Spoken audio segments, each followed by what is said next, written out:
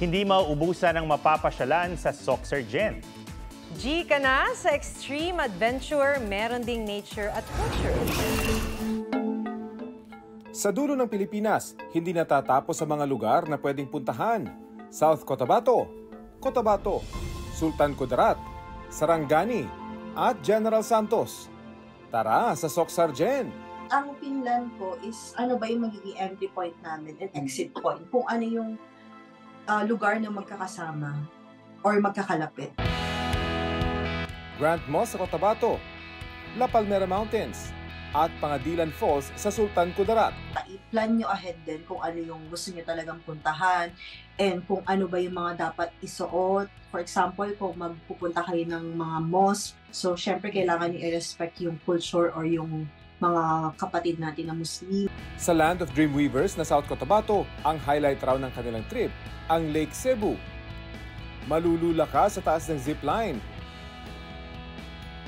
Pero mas nakakalula ang ganda ng Pitong Talon. Sa Lutos River naman, mamangha sa pamamangka pa lang. Makihalubilo sa mga katutubo. Subukan ang kanilang kabuhayan. At saksihan ang kanilang tradisyonal na sayaw at musika. Hindi namin expect na yung mga tao doon, sobrang nilang babait. Feel na feel talaga natin. Parang we're one of the locals. Tara sa tagong atraksyon sa Lake Cebu, South Cotabato. Sa kanilang water tubing, ika'y mapapasigaw. Sa ragasa at lamig ng tubig, walang panama ang init ng araw. May 7 talon na pwedeng bisitahin. Maligo dito, hindi pwedeng palampasin. At kapag napagod na sa kakaswimming, sa floating restaurant, pwedeng kumain. Dinarayo ang isang crater lake sa South Cotabato na tinaguriang Crown Jewel of the South. Hindi ka magsasawa sa lawang ito sa Tibuli, South Cotabato. Sa bawat sagwan, mamamangha sa malaparaisong ganda ng Lake Hulon. Kaya itong si Sam Guerra ng Davao City, parang nakatakas daw sa realidad ng mundo nang mapuntahan ang lawa. Ang Lake Hulon, pwede natin siya ihilera sa sa mga magagandang tourist spots sa Philippines. So I really recommend Lake Hulon. Bago marating ang lawa, ang mayamang kultura muna ng tribong Tibuli ang sasalubong sa inyo. Ihanda rin ang sarili sa hanggang 5 oras na hiking. Ang pagod sa pag-akyat, mapapawi kapag tumambad na ang makapigil-hiningang view ng lawa. Kailangan sumakay ng bangka para marating ang campsite. Pwedeng mag-dive sa tubig na kasing linaw ng kristal. Ang Lake Hulon, beautiful disaster kung ituring.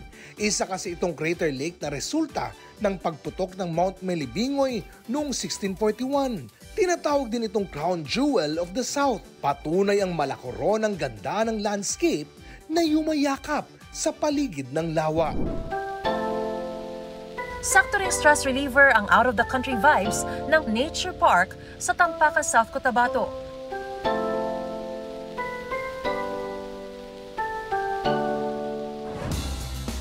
Minutes na biyahe ito mula sa bayan. Swak sa mga nature lover dahil sa luntiang kapaligiran. Switzerland, New Zealand at Netherlands. Yan daw ang feels ng isang farm at nature park sa Cotabato. Ang mga bundok sa Cotabato, tanaw na tanaw mo sa farm na ito. Ang nature park na sikat sa turista sa Alamada. Sa gitna ng malawak at lunti ang paligid, agaw pansin ang kanilang red barn.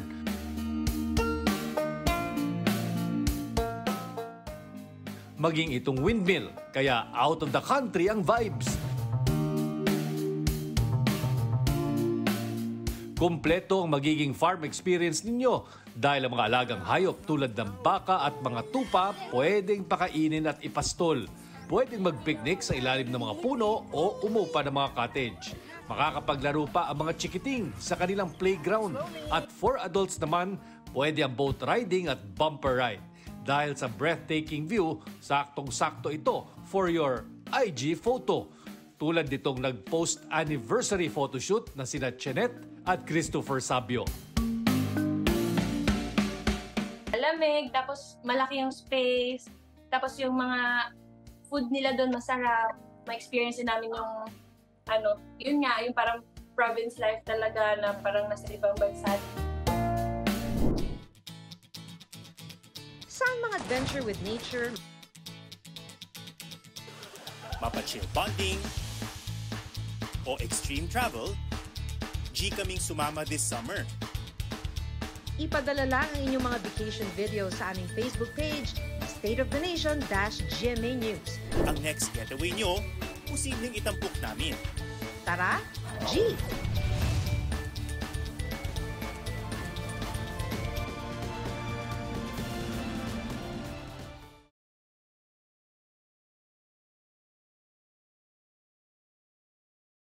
Huwag magpahuli sa mga balitang dapat ninyong malaman. Mag-subscribe sa GMA Integrated News sa YouTube.